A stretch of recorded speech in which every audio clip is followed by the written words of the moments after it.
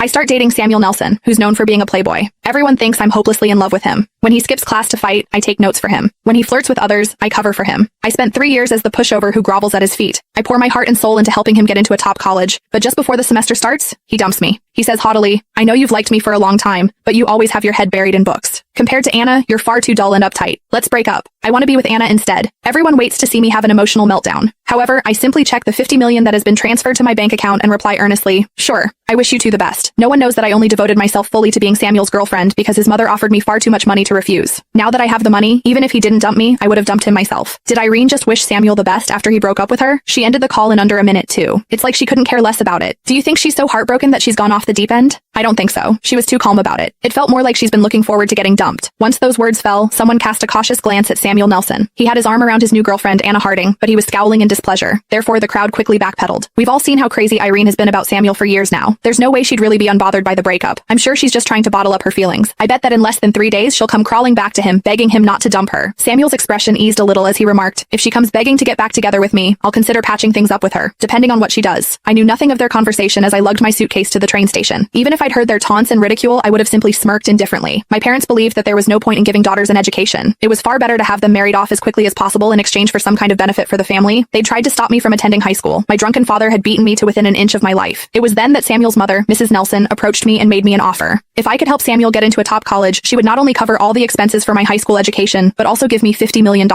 Had it not been for that, I would never have latched myself onto Samuel, who was famous for being the hottest guy in school, but also the one who should never be crossed. I wouldn't have let myself be at his beck and call, like the most loyal pushover. For 3 whole years, I did everything I could to turn the arrogant and defiant slacker into a high-achieving student who managed to earn a spot at a top college. Now that my mission was complete, I could finally leave with the money. I was nothing if not thrilled. During the 3 months of summer vacation, I got my foreign language certification and achieved intermediate proficiency in the Farvian language. I was able to successfully enroll in a college abroad. As I was about to board my flight to Bari in the country of Farvia, I got a message from Samuel, who seemed to want to mend our relationship. "Why did you block me everywhere? It's been an entire summer, Irene. Haven't you thrown your tantrum long enough? Even though Anna and I have gotten together, you and I can still be friends. Stop kicking up a fuss and unblock me." Every word dripped with his usual haughtiness. He seemed certain that I'd do what I'd done the last 3 years, that regardless of the ways he would willfully trample on my feelings, I would still obediently return to his side. I took out my SIM card and deftly broke it in half before tossing it into the trash can at the airport. With it, I discarded my unbearable past, which had been filled with schemes and humiliation. The plane soared through the sky, leaving all of my past behind. I started a new life in Bari with the $50 million from Mrs. Nelson. I chose to study at the top design academy. My days were filled with learning a new language, becoming familiar with a new culture, and balancing a heavy course load. Everything was a new challenge. But here, I didn't need to appeal to Samuel or a family that suffocated me. Instead, I was surrounded by my pencils, my sketches, and my dreams of the future. The years flew by in a blur. As a result of my hard work and talent, my jewelry designs began to shine at the major fashion week. I won several prestigious international awards.